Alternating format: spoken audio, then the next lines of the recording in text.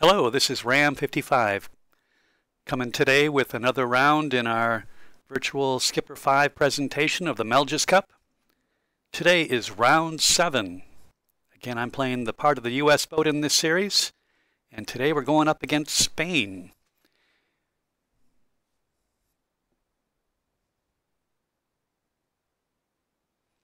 Here are the standings going into today's match race.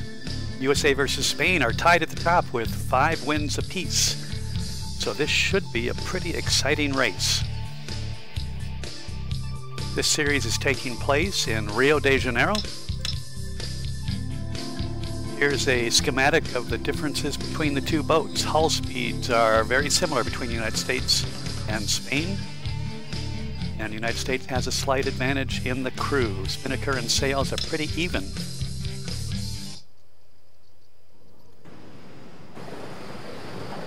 So out on the water, the weather is cloudy, winds out of the east at force 6.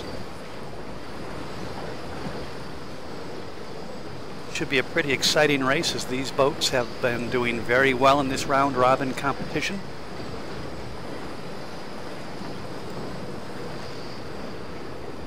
Boats are starting on the race course side of the start-finish line. We have to get across the start-finish line before the clock counts down to 2 minutes to be legal at the start. Once again, just to give you the layout of what you're seeing, on the bottom left is a radar picture of top-down view of the race course. The boat in the center, which is yellow, is my boat. The red boat is a boat from Spain. They are red, meaning they're giving me a red light. I have to stay out of their way based on the rules of the road. Bottom right is the compass with 3 arrows. The green arrow is the apparent wind angle.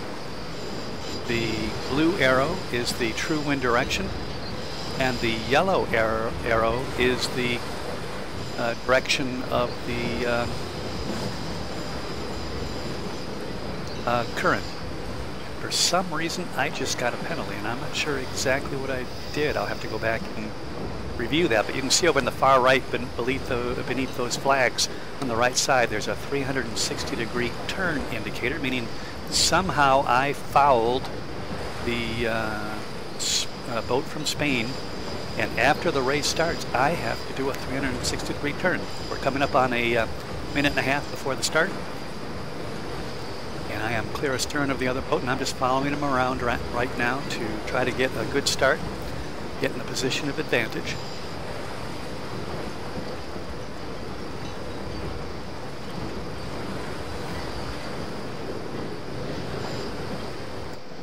Now, clicking on that button in the far left corner there, this is the course. The green line in the middle there is the start-finish line. We go off to the first mark, make a right-hand turn, down to the second mark, and then back a long stretch down to the third mark, and up a little bit to the right, and then around the 4th and 5th mark, and then it's a sprint for home. Right now we're coming up on 30 seconds before the start.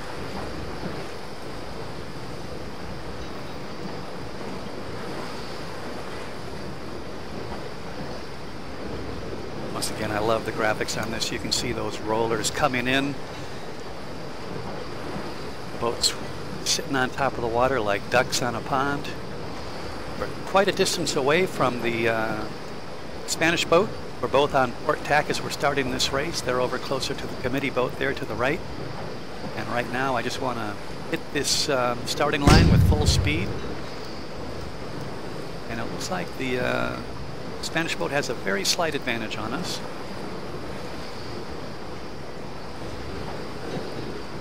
I just want to make that arrow indicating the wind direction green, which means it's at an optimum angle for the point of sail we're doing. Right now we're beating into the wind.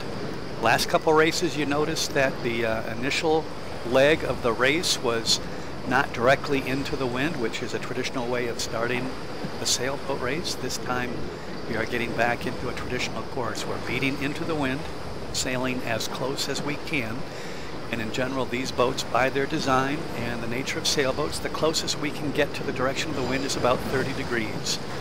Now, right now, I'm just kind of matching what the boat from Spain is doing. And you can see on this tack, we are getting fairly close to the first mark. Now, they are to windward of us, and I think they're slightly ahead as well. Whether or not they can fetch the mark on their present tack, or if they've gone too far over to the side of the course, I don't know right now. But right now we're both on starboard tack right now. I'm calling up the timing little box in the top there. And right now what I did was just did my 360-degree penalty. I figured now we've got a full head of steam. We've got plenty of time to do it, and again, that gives the Spanish boat just a little bit more of an advantage. That's the nature of the penalty. And again, I'm going to have to go back and review this and see exactly why I got a penalty, because I'm not sure exactly what I did. I don't think I touched the other boat, and I don't cut them off or anything. But anyways, we were 8 seconds behind Spain at the start of the race. You can see that by the clock there, and Spain has now got a green hull. When you look down at the radar screen on the bottom left, green hull means green light to me. I have right of way over them. We're both on starboard tack. They're to windward of me, and the windward boat has to look out for the boat to leeward, which would be me.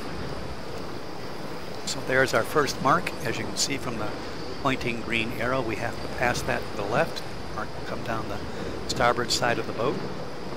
Using the advanced navigation tactics I talked about before, with my heading of 5 degrees, add 80 degrees to that, or 135. When the course to the next mark gets to about 135, it's time to tack over, and I should be able to make that mark. Got a little bit of a wind shift, so now it's 142. Looking for a course to the next mark of 142. I will tack my boat over and should be able to fetch that mark. So there's 146, should be able to make it. You can see how far ahead the boat from Spain is. I think they were slightly ahead of me at the starting line, plus I had to do the 360-degree turn.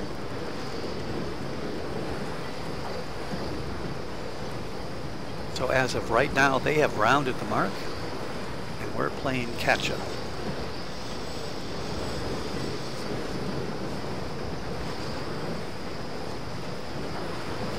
Send my crew forward to start hoisting the spinnaker. Once again, the spinnaker is a big balloon type sail. It's strictly a downwind sail, and it went up with the wind coming off our side, which is not very good because that knocks the boat over sideways, as you can see, and then the hull wants to turn in this situation to the left. The sails want to get pushed over to the right. So I dropped the spinnaker to get control, and now we'll see whether or not I can position. No, I think the wind's too far off the side to use the spinnaker. Now you can see I'm almost surfing down the front of those waves, surfing exactly what that sounds like. On a surfboard, you kind of get up on top of the water, you use the waves to propel you forward, and that's almost exactly what I'm doing. Now you can see one of the problems with this game, the artificial intelligence, and Spain is a good boat. They are in tied for the lead coming into the series. They are having serious problems controlling their spinnaker downwind, and this is only a 4-6 wind, so it's not that strong, and we absolutely blew by them. They should have been well ahead of us, and that's one of the problems with this game.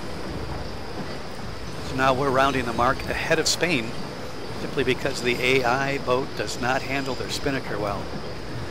So there's the next mark, off in the distance, indicated by that green arrow bobbing up and down. And now with the wind more toward the back of the boat, I can safely put up my spinnaker and sail almost directly to that mark. So the fastest point of sail is a broad reach, which is exactly what we're on now, the boat coming over the port quarter. That's the fastest point of sail for this boat, and you can see that my boat speed on the bottom is 26 knots. That is flying for a sailboat. Wind speed's almost 30. Now our boat speed's about 23. And we are just screaming ahead, heading toward that next mark. Spain was 17 seconds ahead of us after the first mark, and because of the AI problems, we went screaming past them, and we're going to be way ahead when we round this mark. So, a little disappointing, actually. I'd like to have more of a challenge. And you can see they are off sailing to who knows where. Now, one nice thing in games that I'm designing myself in fleet racing rather than one-on-one, I can actually up the level of the competition, and they do much better, and they control their boat better. I can also dictate what the wind speeds are so that they're not going to be overpowered by the wind, which they have been recently when trying to use their spinnakers. So right now I'm just making a beeline to the next mark. I think that's pretty cool. You can see that the arrow is pointing to a spot in the water, but you don't see the mark until it pops up above the wave. Three-dimensional effects on this are fantastic. Now, once again, I'm going to drop my spinnaker early before I get to that mark. I don't want to have that spinnaker up as I round because it's strictly a downwind sail. I want to have my jib up, spinnaker down when I round, and that will allow me to get going toward the next mark without having to fight the spinnaker trying to get that down. So there's the boat from Spain off in the distance, and again, kind of disappointing that we're not getting more competition from the AI skippers. Definitely a fault in the game. So we are on almost a beam reach, which means the wind is coming directly off the side of the boat. It's a pretty fast point of sail, and we'll be able to fetch this mark easily.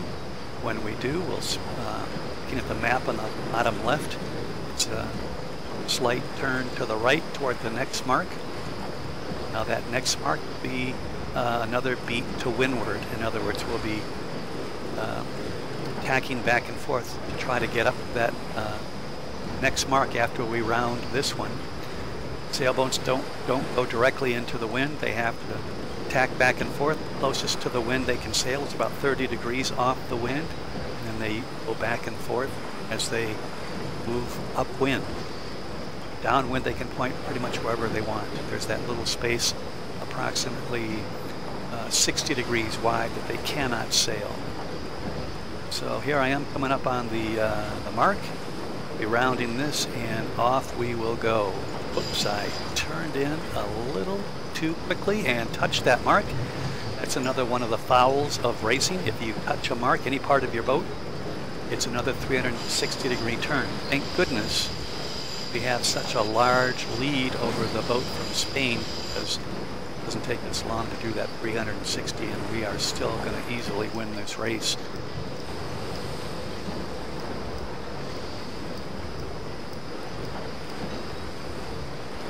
So once again, my heading 060, course to the next mark 093.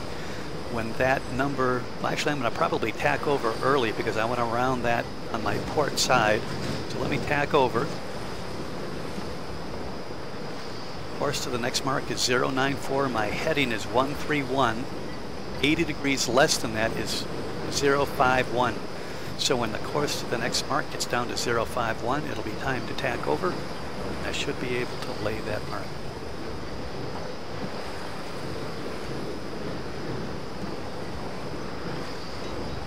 Course to the next mark is going through 070 right now, and we're looking for about 053. Since it's down to 053, I'm going to tack, and we should be able to fetch that mark. Should be able to tack and get around. So let's see what happens. It worked out pretty well. And now I'm looking at the course over the ground. Right now it's a 051, and the course to the next mark is a 048. So I will be able to round this mark with ease. One thing you have to look at when you're considering whether you can get to the mark is the boat slips sideways in the wind, but also that current, the yellow arrow on the compass, Right now it's right on the nose, so it's really not affecting us, but if it was on one side or the other, that can either hurt you or help you, whether it's taking you into the buoy or away from the buoy. And now we're rounding that, giving it a wide berth. I don't want to touch it again. And now we're off to the races, into the finish line. We are well ahead of the boat from Spain. In fact, there they are off to the left side. They are well behind us, and this race is over. So now I'm screaming at 20 knots toward the finish line. They are still beating up to the second to the last mark.